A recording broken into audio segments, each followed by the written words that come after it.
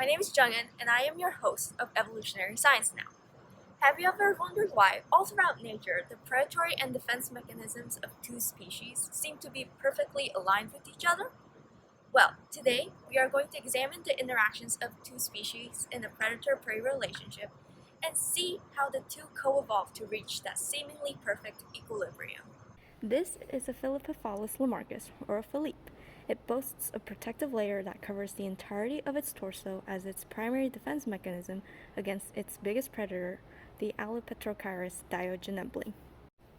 This is the Alopetrochirus diogenembling, or an alley. The alley uses its long, pointy apparatus to hunt Philippes as a source of food. Now, let us observe the two species and how their interactions play out in an evolutionary arms race. Here in the free lands of Candarania live the alley and the Philippe. An alley encounters a Philippe, and the two individuals engage in a wild chase. Eventually, the alley with one appendage, or A1, catches the Philippe with one jacket, or P1, and kills it. Through genetic variation, some Philippes have stronger defenses.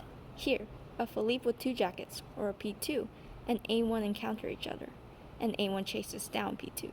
However, A1 is unable to penetrate through the thicker layers, and thus the P2 survives.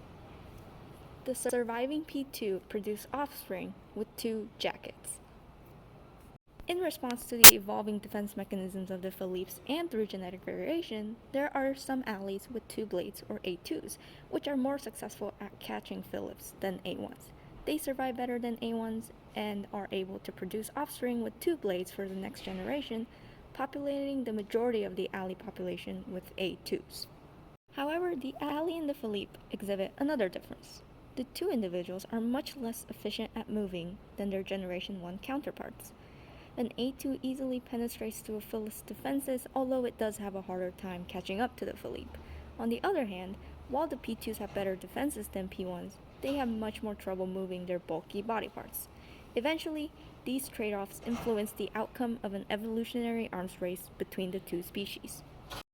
First, an equilibrium. When the costs of increasing the trait become too great for both species, the two reach a stable point of matching capabilities. However, when the costs of investing in the trait become too great for one species but not for the other, the latter can overwhelm the former and cause the former to go extinct.